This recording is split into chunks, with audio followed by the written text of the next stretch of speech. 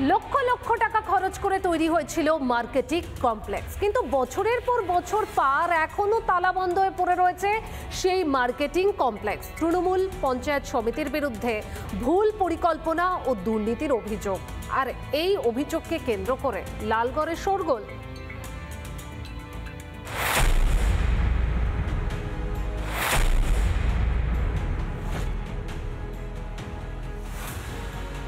পশ্চিম মেদিনীপুর জেলার চন্দ্রকোনা ২ নম্বর ব্লকের কুয়াপুর গ্রাম পঞ্চায়েতের লালগড় এলাকা। এখানেই কয়েক লক্ষ টাকা ব্যয়ে নির্মাণ করা হয় লালগড় মার্কেট কমপ্লেক্স।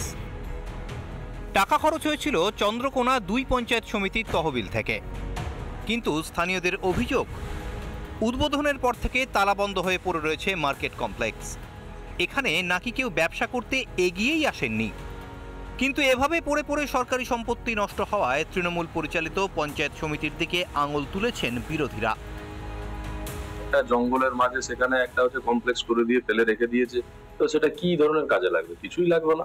তো পরিকল্পনাহীন কাজ তৃণমূল কংগ্রেসে। বললাম শুধুমাত্র কাটমানি রোজগার, যেখানেও করতে হবে একটা যা হোক কিছু করতে হবে, না করলে কাটমানি পাবো না, সেই জন্য তারা করেছে।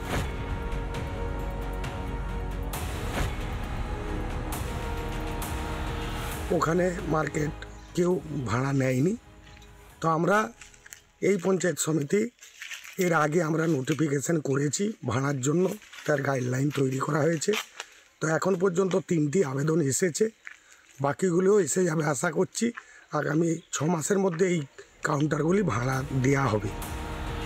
চারিদিকে এখন ঝোপ জঙ্গল, পরিত্যক্ত বাড়ির মতো দাঁড়িয়ে রয়েছে অচল মার্কেট কমপ্লেক্স। এখন দেখার কবে ঘুম ভাঙে প্রশাসনের।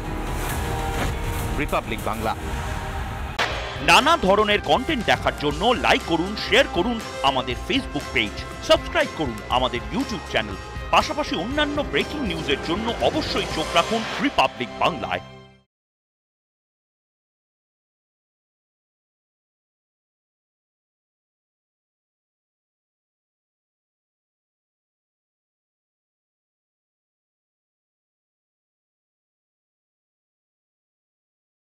নানা ধরনের কন্টেন্ট দেখার জন্য লাইক করুন, শেয়ার করুন আমাদের ফেসবুক পেজ, সাবস্ক্রাইব করুন আমাদের ইউটিউব চ্যানেল।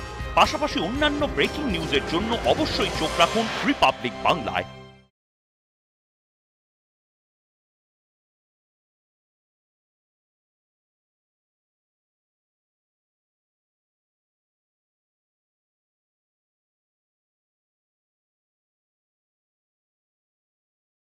নানা ধরনের কন্টেন্ট দেখার জন্য লাইক করুন, শেয়ার করুন আমাদের ফেসবুক পেজ, সাবস্ক্রাইব করুন আমাদের ইউটিউব চ্যানেল।